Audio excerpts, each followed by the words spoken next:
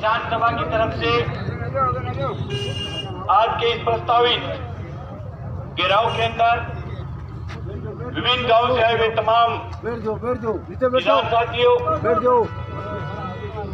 बुजुर्गों, नौजवान साथियों, जैसा कि आप सबको विदित है कि आज हमने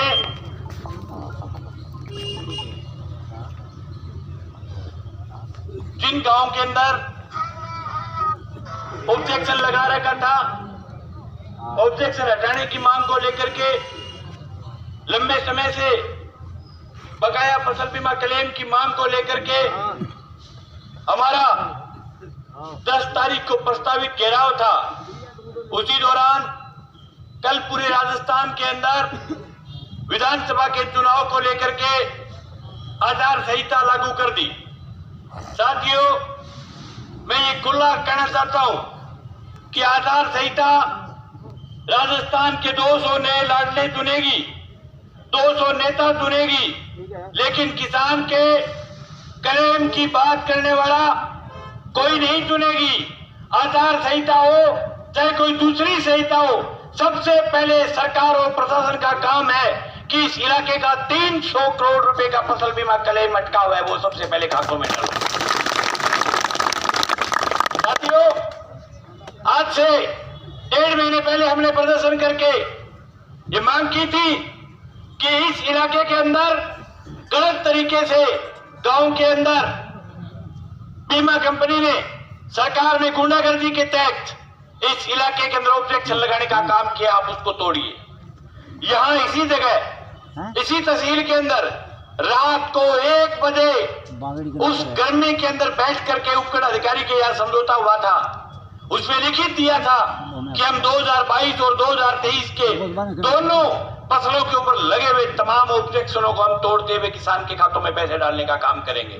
लेकिन 2022 का आधा डाल दिया, आधा 2022 में रगड़ गए और 2023 के अंदर 28 पटवार मंडल यानी कम से कम 60-65 गांव के अंदर जिस फसल का अच्छा क्लेम बन रहा था, वो उस फसल के ऊपर इन्होंने ऑब्जेक्शन लगा करके जो मतलब कंपनी ने दादागिरी के तहत इस इलाके का करोड़ों रुपए का फसल बीमा क्लेम रोकने का काम।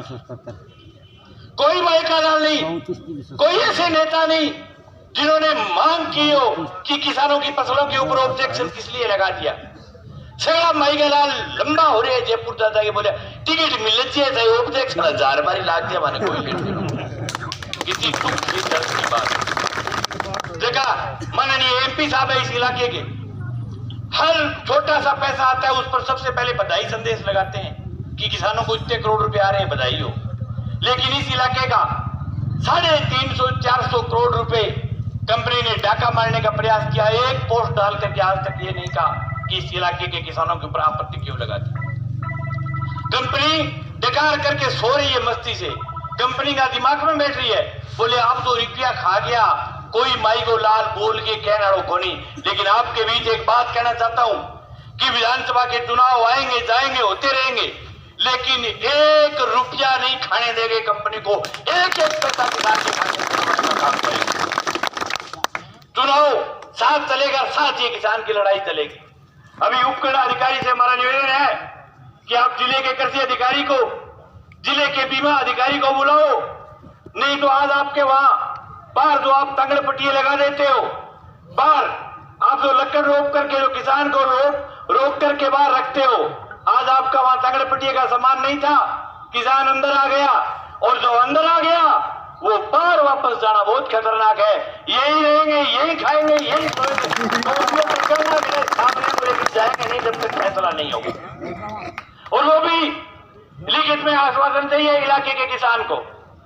अगर लिखित में कोई फैसला नहीं होता है तो इस जगह को छोड़ करके नहीं जाएंगे किसी भी सूरत के अंदर। आचार संहिता इस बात के लिए है कि आप धार्मिक उन्माद नहीं करोगे। आचार संहिता इस बात के लिए है कि आप कोई नई घोषणा नहीं करोगे। आचार संहिता इस बात के लिए है कि नेता कोई लोक प्रभावी बातें नहीं करेगा। हम तो हमारा बचा हुआ हक मांगने के लिए आपकी चौखट पर, आपकी चौपाल पर आए हैं। आचार संहिता से डरते नहीं, बहुत सारी आचार संहिताएं देखिए। आपातकाल लागू नहीं हुआ है, आचार संहिता लागू हुई है और 300 करोड़ रुपए अगर कंपनी डकार करके राजस्थान के विधानसभा के चुनाव में सब नेता व्यस्त है। हम ये कहना चाहते हैं 300 करोड़ रुपए के ऊपर डाका नहीं मारने देंगे। चुनाव साथ में लड़ेंगे, साथ में फसल बीमा क्लेम की लड़ाई। अभी इनके कोई अधिकारी का फोन आया, कह रहे थे बोले 2 महीने रुक जाओ उसके बाद देखेंगे। हमने कहा नहीं, 2 महीने के बाद हमें पता है ये कंपनी अप्रूवल कर देगी, ये कह देगी कि क्लेम जारी हुए 4.5 महीने गुजर गए, किसी ने मांग नहीं की कि हमारे गांव में आपत्ति क्यों है।